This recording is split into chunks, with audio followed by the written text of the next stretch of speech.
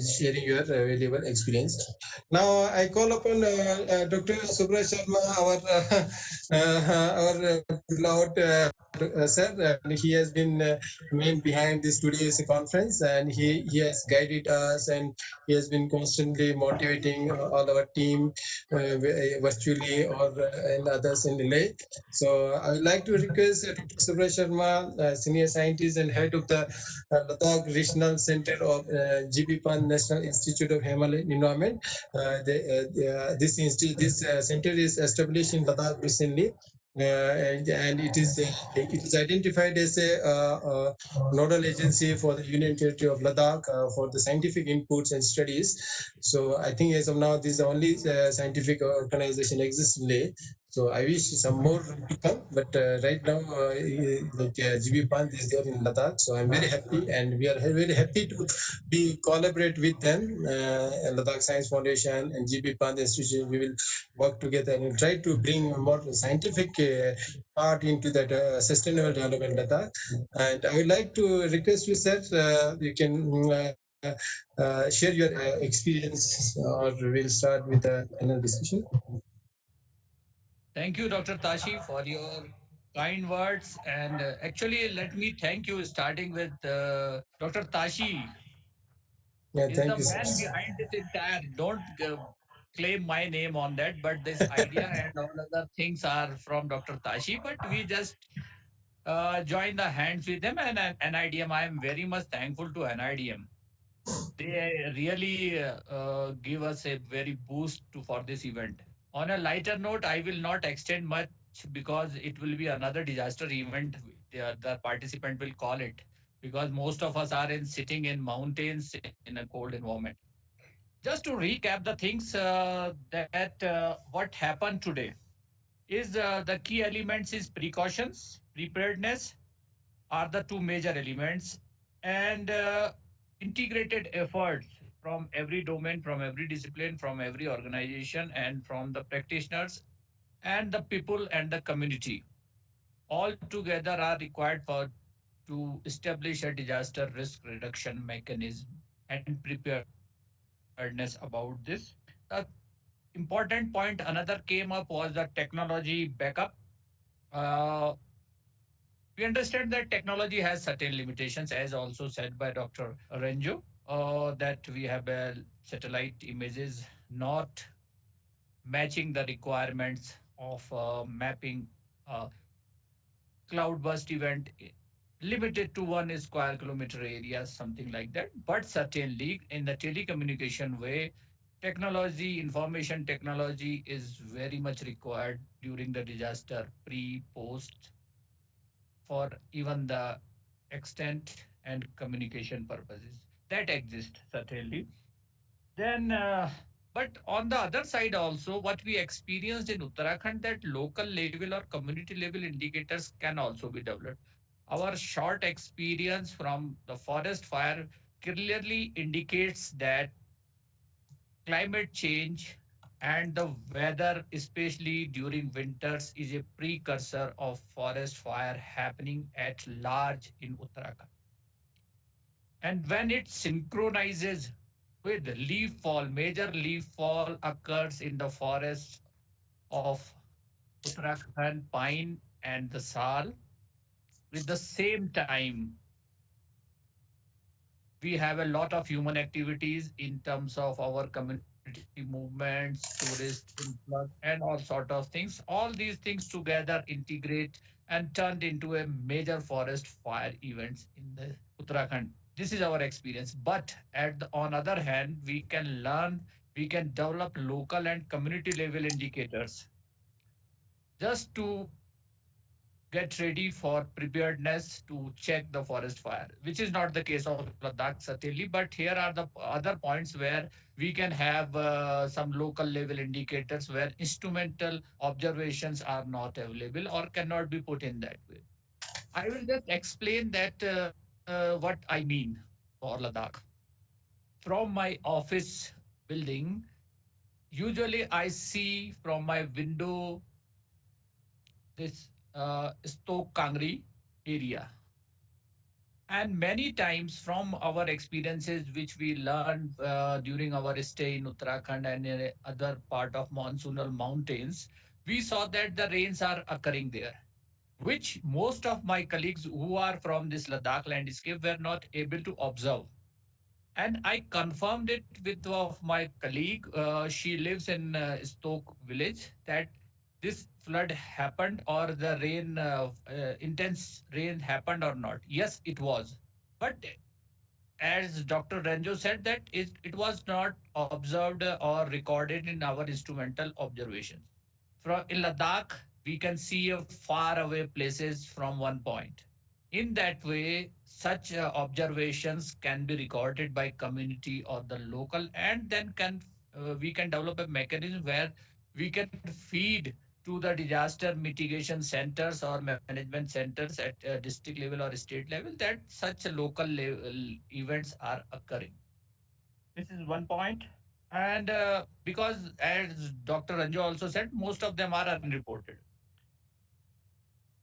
Uh, Magnitude and the local stations, observations, instrumentation still is a far away step to be seen at a large in the India and especially in the mountains.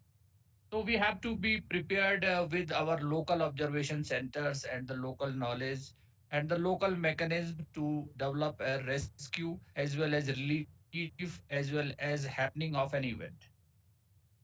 Legislation and habitat management came very apparently in during entire discussions, and especially when this early warning system is in place. So in that way, we can have a technology on one side and legislation and the enforcement of legislation on other side.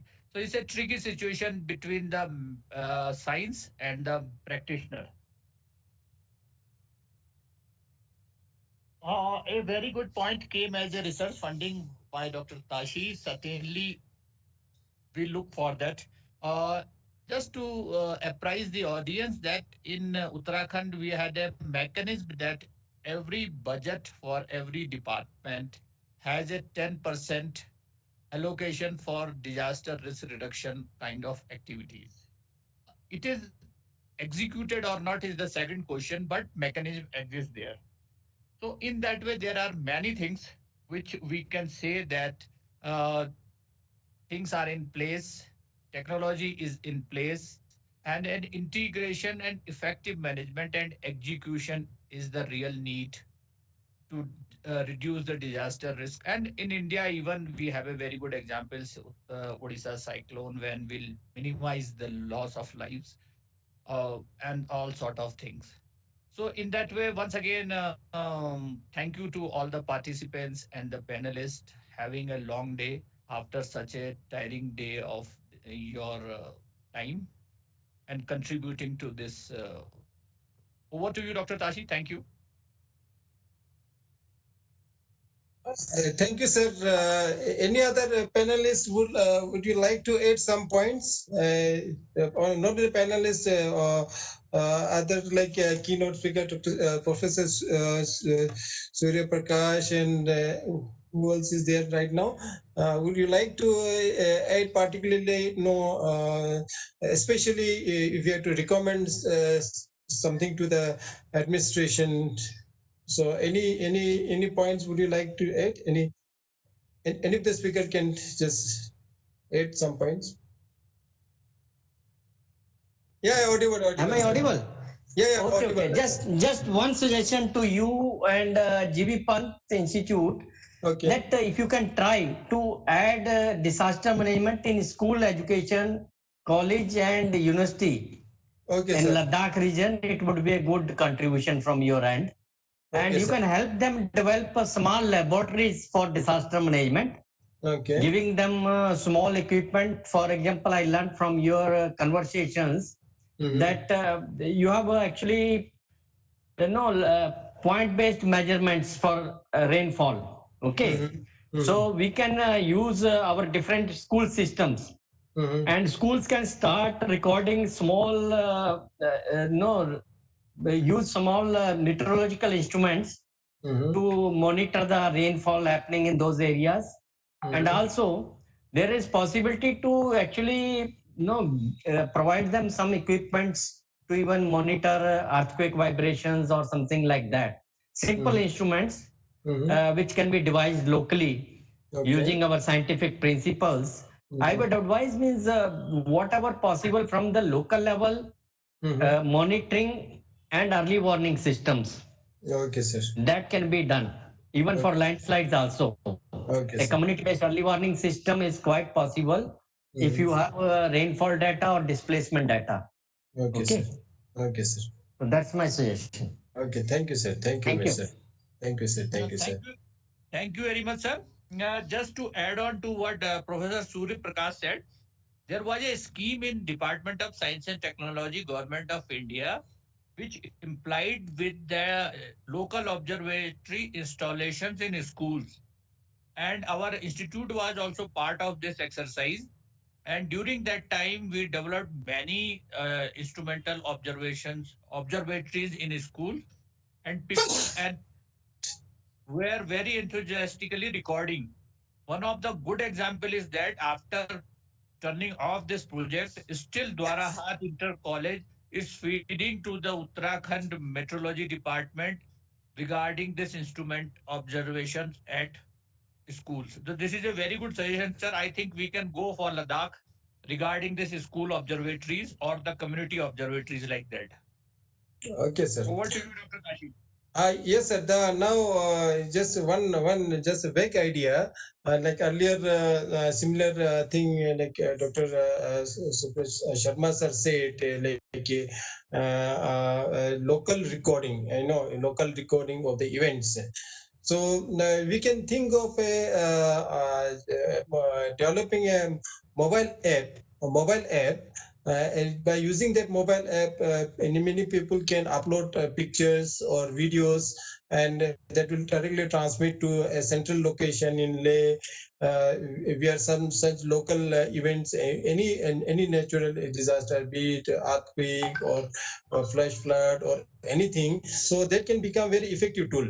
Let's say suppose in the let's say suppose suppose in events happening in the Changthang area, like a river water level becoming high. Even if we don't have sensors there, but local people can just can take a picture of the river side. Okay, the water level has come to this, and just upload it onto the mobile app. Then mobile app transmit to the central station. Then people at the central station can process those information.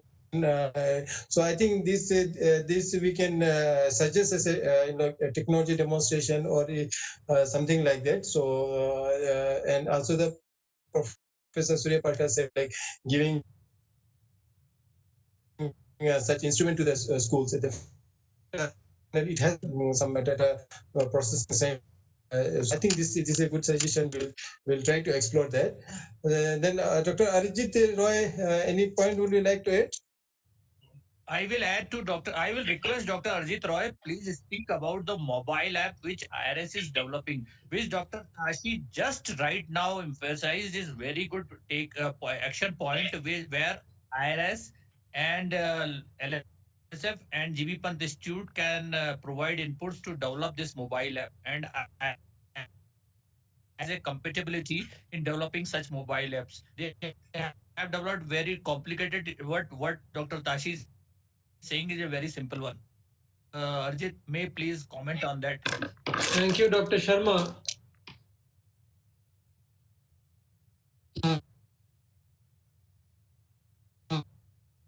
One of the very useful and efficient tool in generating the data sets by using the community participation. Because today I believe everyone has a mobile. Everyone who can, with a limited amount of knowledge, use a mobile. The forms which generated for filling up the databases are becoming so easy and simple that just clicking a photographs giving access to the GPS to take the location, and a few drop-down menus can be very easily customized for each and every type of disaster to provide in almost in real time the extent, the type, and the rate of spread of the disasters. So in this way, IIRS has been working on developing various apps, especially based on open source platforms, so that we do not depend on any particular commercial software for its sustenance as well as further development. We have developed forest fire apps which can provide the location, type, the extent, as well as the amount of resources required to combat it. We have also been also developed a early warning system based on fire risk alerts, which is generated using the Earth observation systems, wherein we take the weather parameters which are responsible for fire risk areas, and these information are disseminated in every day to the various stakeholders, mainly the range officers and the disaster management officers of Uttarakhand at present, up to the compartment and beat level. So this is a very important input wherein the Forest Department of Uttarakhand is able to allocate the minimal resources to combat the chances of forest fire in this state. This same thing can be adapted for all the other disasters, especially the landslides, avalanches, and flash floods.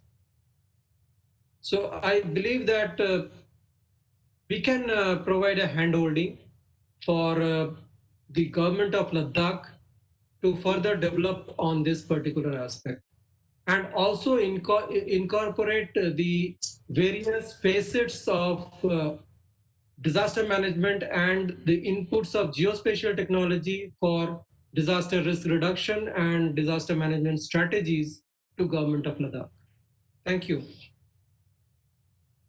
Thank you, sir. Thank you very much for the valuable input. So definitely we'll put into the recommendations, and maybe the government level they can start some collaborative project with the IRS.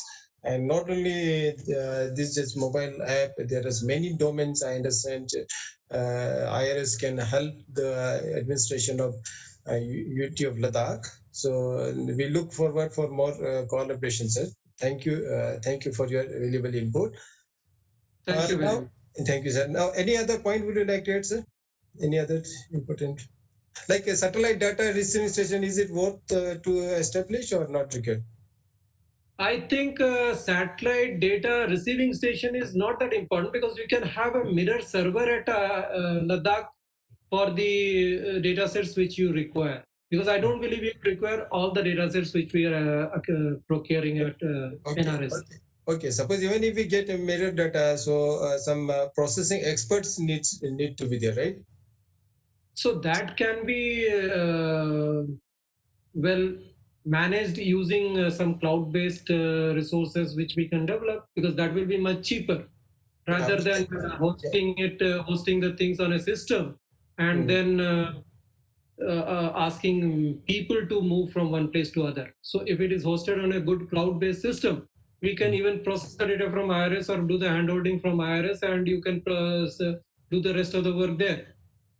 Yeah, in such a case, whether IRS will do it for free or government has to pay for the services. See, the mandate of IIRS is basically training and capacity build.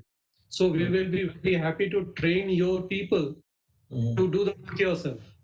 Okay, okay. So in that aspect, sir, as you are aware that every state has a state remote sensing center, which indirectly does all this kind of work. In us while JNK state, even they didn't had a state remote sensing center. They had one environmental some cell. So at that time also I raised many of the officials. We must have a state remote sensing center. So it was not there. Even now we new UT system definitely there's no scientific organization. Now recently Pant Institute that has been set up there as branch in Leh. But taking up the remote sensing activities and application, they also don't have the a mentor and know how to do it. So what is your view to set up a state remote sensing application center in UT Ladakh to not only take up this disaster management activities, some other developmental activities? What is your view on this? I would suggest that of course you will basically need a state remote sensing center to cater to all of the I would say the database generation which is required for Ladakh. There are some databases for Ladakh which has been generated by various institutions across the country, mainly national remote sensing centers, and to some extent IIRS also may be having some of the databases which has been created from various student projects and other activities. But to begin with, I think you can have a section in your science and technology cell which will cater to the remote sensing and geospatial technology, wherein you can start developing your own databases at all level, right from the agriculture, the forest and natural ecosystems, the geomorphology, the hydrological regimes, as well as the free and open source data sets which you have for the climate and the land cover, the land temperature, and all those aspects. They are available, and you simply have to collect them and basically organize them so that you will be able to yourself analyze the various patterns and processes which are taking place there, which is very much different than what we are studying in the rest of the country.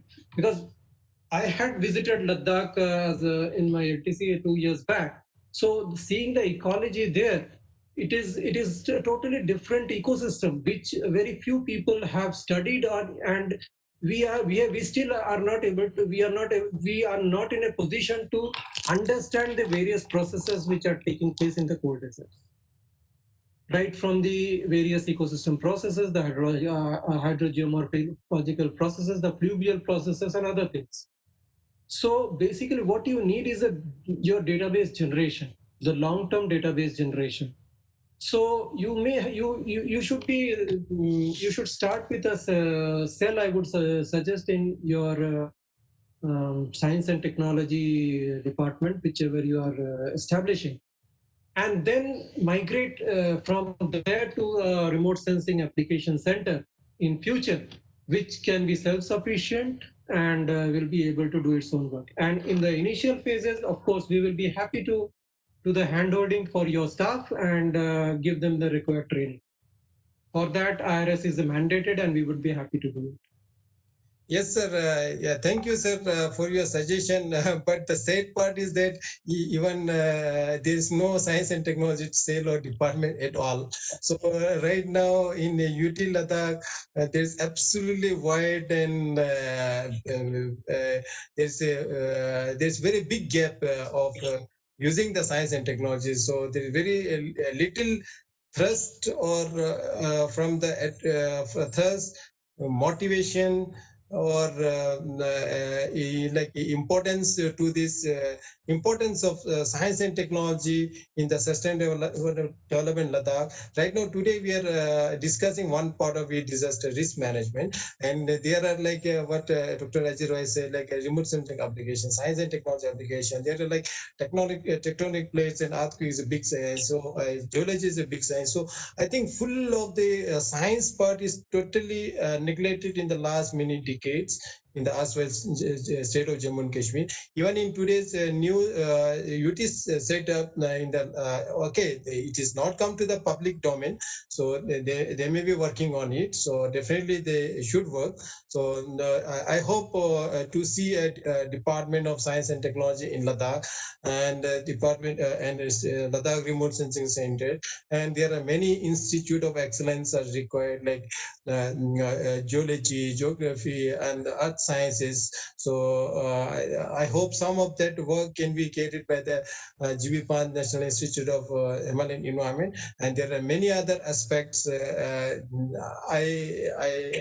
I hope in future the administration or the government will look into it, and will definitely take this as one of the recommendation of the today's seminar webinar to set up such as institution of excellence. And really, thank you, sir. Thank you very much for your. I would also add some of the points. We have already carried out a mega project in IIRS on understanding the ecosystem of the Western Himalayas, right, which takes into account the hydrology, the various soil processes, the environmental aspects, climate change, and other things. I and doctors, I was a part of that multi investigator team, and we had the good fortune to have Dr. Subrat Sharma as also one of our co-investigators. So part of that, we had developed some databases, which of course, if it is useful, we will be happy to share with you.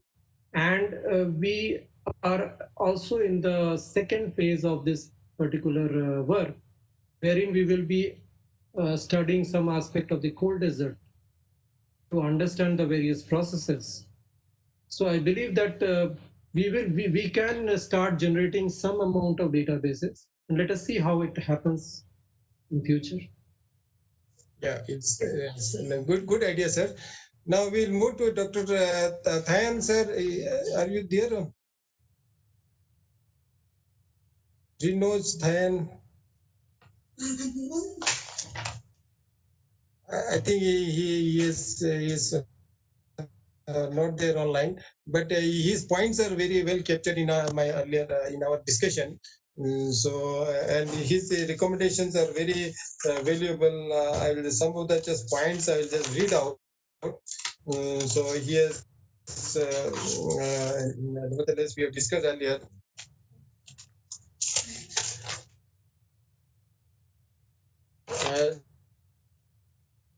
Like he has given many potential glacier, then glacier research, dams, and habitat management, action plans, policies, and Doppler weather radar. Anyway, that IMD Lotus has confirmed it's there in this pipeline. Then flood warning system, early warning system, flood hazard zonation mapping. Then settlement relocation. That's a major, I think, recommendation he has given. Then redesigning of the bridges, redesigning the culvert systems, and many others, and keeping 10 to 15 days free band. So I think Professor Thayyen has given very good recommendation. And then Major General Manoj Kumar has also given a lot of ideas. So I think we have generated a lot of know-how during this webinar seminar. And then Sonam Lotus also has given a lot of idea about the weather part of it. So any points left or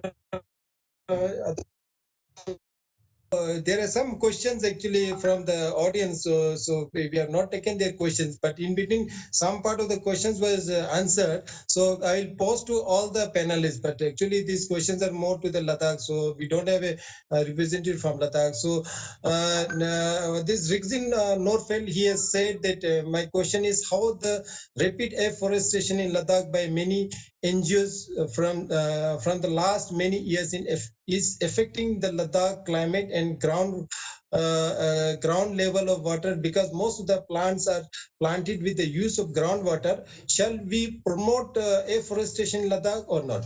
So who is the better person to answer this, sir? Uh, this question is very pertinent and it comes to the mind of everyone who comes to Ladakh first time. You know that every tree has a limitation to grow in certain heights. So that's why we are very naked and we are like a desert. This minus temperature is a real issue with the plant growth, as we all understand. So bringing the plantation for the plantation purpose, I think is not rightly answered or even investigated. We have Central Aridjun Research Institute, unit here in Ladakh to cater this question. I think such questions may be answered by them in through proper scientific studies. But certainly, tree has a limitation, and tree can't grow everywhere.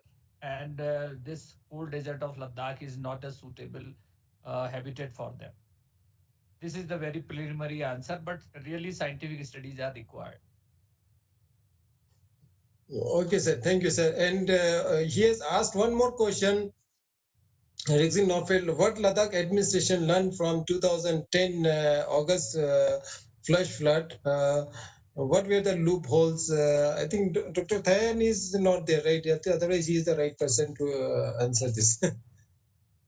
I think only administration can give a right answer. Actually, institutional memory, when we Professor Shri Funchok, the Vice Chancellor of Ladakh, delivered a lecture on 10 September here in Leh. Then where he precisely said that institutional memory is very much required, especially when you talk about the disaster. This was also emphasized by Professor Surya Prakash when he said that documentation and learning from the past experiences are the foundation of for the future. So, in my opinion, institutional memory and revisiting those memories are very much required to learn the lessons, and certainly legislations and effective legislation implementation is the key word here, which is largely not addressed in India. Yeah, I personally feel that I think over that 10 years we have forgotten the flash flood, cloud burst, and all the disaster. Even though people understands it, but finally implementing in the ground, it's my personal view. There's no lesson learned. Mr. Trixin Norfel, I'm very sorry to say that even if we had a huge loss of human, around some 200 plus people died in the during those cloud burst time, but still I find it many places, even the Sabutang, and you go a little bit nearer to the Gompa, the other side, that Mahabudi side, even in the run of water like there. So there are plots are made, houses are made again. So there's no administration to control. There's no proper town planning, and even in the Leh market, you can see the main water stream. It's becoming like a small drainage kind of thing. Even say some places, even in the water stream, they have a pillar on the both side, and on top of that they build some business houses. So definitely, I'm sorry to say that we have not learned lesson, and administration needs to be very strict. If required, demolish. They should demolish such structures. they should cancel such lessons. So I agree with Mr. Rigzin Norfeld. His questions are very valid. We have not learned lesson, so it's still not late. We should do it. That's what the Professor Renoj Thayyen said, like resettlement. That's a very big question. Relocation of the settlements, and that means removing those structures and moving those houses to other places. And also, like he suggested, 15 to 10 meter, there should not be any trees plantation in the downwater streams. There should not be any housing complex in the bank of the rivers water stream. So such a that very strong recommendation. This is not the first time today we are discussing. These are the known. These are in the government recommendation, but finally implementing and the local people cooperation is also required. Finally the people should cooperate. Yes, it is what the government is doing is for our good, for our survival. So they have to understand. People have to understand the risk, and so it's better than we should start working on this. So definitely we'll recommend such thing. Finally, it is up to the administration to act on the ground. We as a scientific community, we can give some suggestions and recommendation. Then we look forward for more cooperation from the government. So the next question is he's asking why Ladakh administration is not promoting Ladakh local toilet system to overcome from water scarcity and groundwater level depletion. Manure produced through it can help in agriculture production to success mission organic development in India? I think it's a very good question. I being the local of that area earlier, in all the villages we used to have the local toilet system that was really eco-friendly. There's no water used in that, and it is finally it gives that organic manure. So that was a sustainable way our older generation they have thought and they have devised the system. Now in today's world we are competing with the rest of the world, and even in the villages they have put western toilet systems which doesn't work and which is not required. This is more of a fashion, or okay, even in summer, okay, you can use for a few months or if some guest comes. Otherwise, I personally feel in the particular villages they should turn back to the traditional system that is more sustainable. And even in the Leh itself, even government can start some local. Even there are local toilets. It's no doubt, but the maintenance is very poor. There's no way to bringing enough soil and then mixing and then finally converting those into the organic manuring and then bringing to bring those to the villages. So this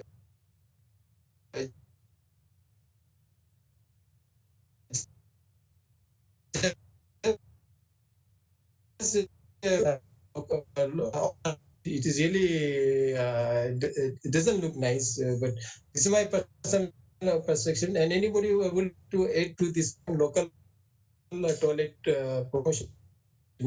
Add to you that the problem has a three phases. One is governance. Another is the false developmental markers, and third is that taking pride into our local traditions and the custom. These are the three basic points to address this issue or any other local traditional issue which is eroding these days. Otherwise, we'll wind up the session, sir. I think you have Sharma, captured sir. most of the things, especially after their the presentations and their talks. Yeah. Mm-hmm. And we have noted our reporters have also noted the points. I think it is time to wind up the things. Yeah, yeah, it's great. Yeah, very glad. Yeah. And commissioner secretary disaster management Swagat Bishwa sir, he is busy with his activities. So he has sent a message that he's very happy to conduct this conference successfully. And then he has initially in his remarks also he has asked for some outcomes and recommendation. So definitely we'll do that, sir. And I must thank National Institute of Disaster Management entire team, be it executive director, Major General, for giving this technical support and collaboration. That's my I must thank them, sir. Now, shall we wind up? Now, we'll request Dr. Suresh Rana to with a word of thanks, sir. Before Dr. Suresh, you said, I want to put on record that we are very thankful to Mr. Saugat Viswas. You know, the one factor, real factor, is that he came out just out of ICU Oh, day evening only, and oh, even then he came to for the inaugural session, and very enthusiastically he said many things related with the disasters. He is really very we salute him that for his commitment to the disaster and to this event. I want to put it on record. yeah, that's really appreciable, sir. Really appreciable. I didn't know that. Really appreciable. Actually, I was talking with him on WhatsApp, so I came to know that. Oh, oh, okay, okay. So we'll wish him a speedy recovery. Yes, certainly, we all of Yeah, us. and under his leadership, he being the head of the disaster management, we look forward for his cooperation and taking more scientific inputs in administration. Right.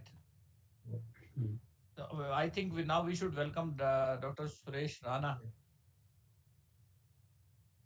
Yes, thank you, sir. Thank you very much. It's now my privilege to propose the vote of thanks for the seminar on disaster in Ladakh, vulnerability and preparedness. On behalf of GB Pant National Institute of Himalayan Environment, National Institute of Disaster Management, and Ladakh Science Foundation, and on my own behalf, I would like to thank today's chief guest, Shri Sogat Vishwas, IAS Divisional Commissioner, Union Territory of Ladakh. Thank you, sir, for gracing this occasion with your esteemed presence and for making us aware on the issues associated with disaster risk reduction and management in Ladakh. Thank you, sir, for we appreciate your we appreciate that you spend your valuable time and you came even in this uh, condition. I would especially like to thank Major General M.K. Bindal, Executive Director, National Institute of Disaster Management, New Delhi, to accept our request for this collaborative seminar and for sharing his experience and insightful inputs on disaster risk reduction in Ladakh. I would also like to thank Dr. R.S. Rawal, Director, GB Pant National Institute of Himalayan Environment, for opening the seminar with his welcome address and for making the participants aware about activities of GB Pant National Institute of Himalayan Environment in Ladakh. We are highly indebted to the key speaker of this seminar, Professor Surya Prakash from National Institute of Disaster Management, New Delhi. Thank you very much, sir, for providing detailed background and information on disaster reduction governance in India and for highlighting the issues of disaster risk reduction and management in Ladakh. I would further like to extend my heartfelt thanks to the eminent speakers and panelists of this seminar, Dr. Arijit Roy, Head Department of Disaster, IIRS, ISRO, Dehradun, Dr.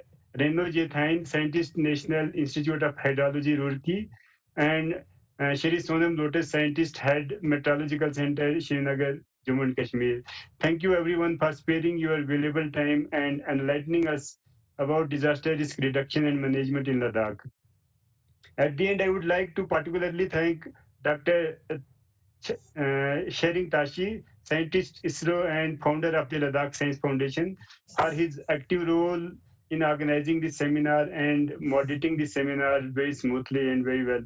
I would further like to thank Dr. Subrat Sharma, head Ladakh Regional Center of GB Pant National Institute for organizing the seminar and for summarizing the proceeding of the seminar.